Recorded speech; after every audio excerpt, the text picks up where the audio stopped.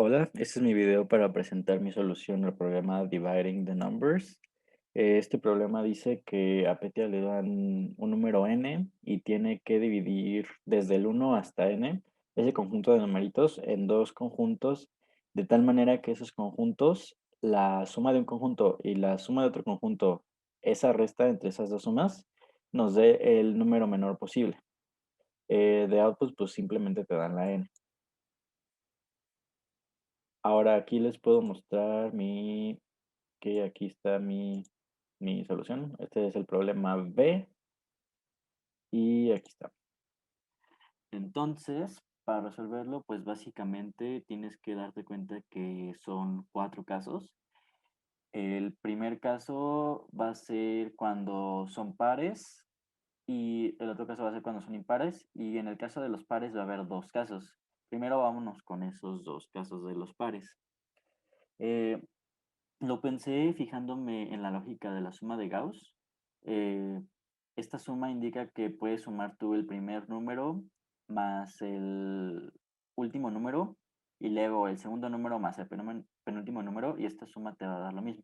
O sea, 1 más 8 te va a dar 9 y 2 más 7 te va a dar 9 y así consecuentemente.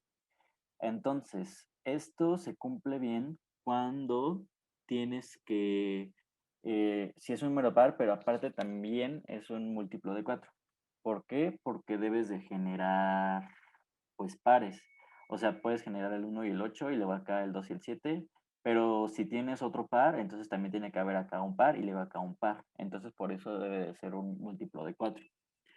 Entonces, en este caso, pues básicamente lo único que haces es juntar el primer número con el último, el segundo número con el penúltimo, y pues el primer par va a ir acá, el segundo par va a ir acá, el tercer par va a ir acá, y luego el cuarto par va a ir acá, y así sucesivamente. Y pues si sumas esto y si sumas esto, pues vas a darte cuenta que va a ser el mismo número, y si lo restas, pues te va a dar cero.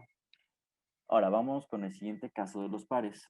Cuando no es un múltiplo de 4, tenemos un ejemplo como este del 1, 2, 3, 4, 5, 6. Aquí, si se dan cuenta, tenemos un par que nos sobra. O sea, tenemos el 1 y el 6 que van en el primer conjunto, el 2 y el 5 que van en el segundo conjunto, pero luego tenemos este otro par que es el 3 y el 4. Y no hay ningún otro par en el conjunto con el cual podamos cumplir lo que pasaba en el caso anterior. Entonces, lo que hacemos cuando tenemos un número que no es múltiplo de 4 es que los dos números del centro los dividimos.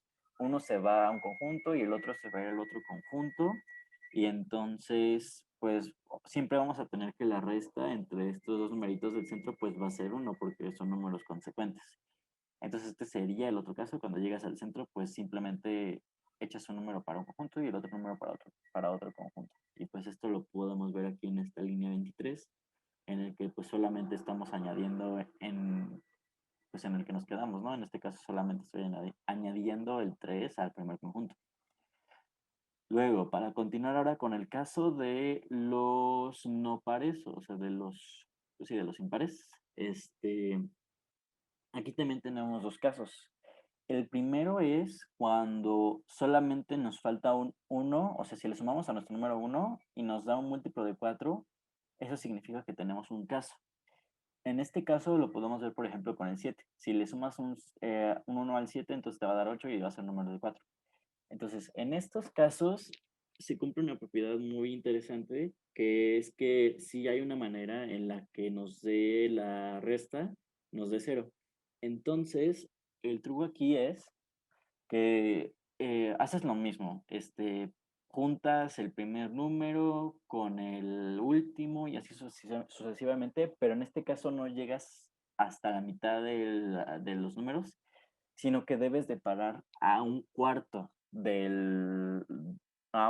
o sea, si tenemos 7 números, entonces vamos a parar cuando lleguemos aquí al 3 en vez de parar hasta que lleguemos hasta acá a la mitad. Entonces aquí el truco, entonces, es que cuando tú llegas a un cuarto de todo tu conjunto de numeritos, eh, en vez de agarrar el, el par que está hasta el final, como lo hacíamos acá arriba, tienes que agarrar el número que esté justo a la mitad del array. O sea, en este caso, pues agarramos el 1 y el 7 lo metemos aquí.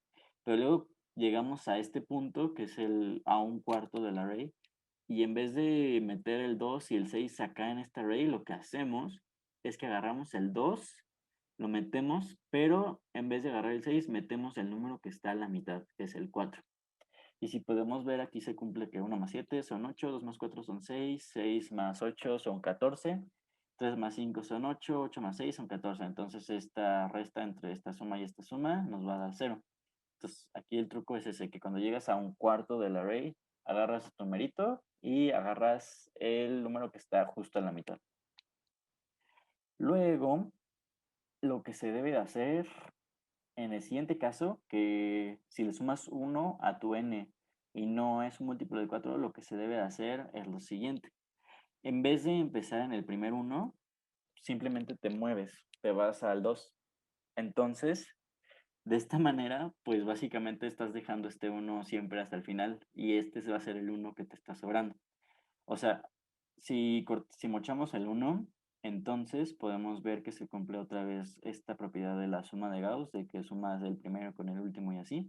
O sea, en este caso podemos ver que si no vemos el 1, si vemos 2 y 5 son 7, 3 y 4 son 7, si lo restas pues es 0, pero pues te sale sobrando el 1, entonces siempre te va a sobrar este 1. Entonces básicamente solo haces un shift, en vez de empezar en el 1, empiezas en la segunda posición. Y eso es todo. Y pues así, también si quieren ver cómo es que leí el input, pues aquí está, simplemente lees la n y mandas llamar esta función. Y ya, eso sería todo.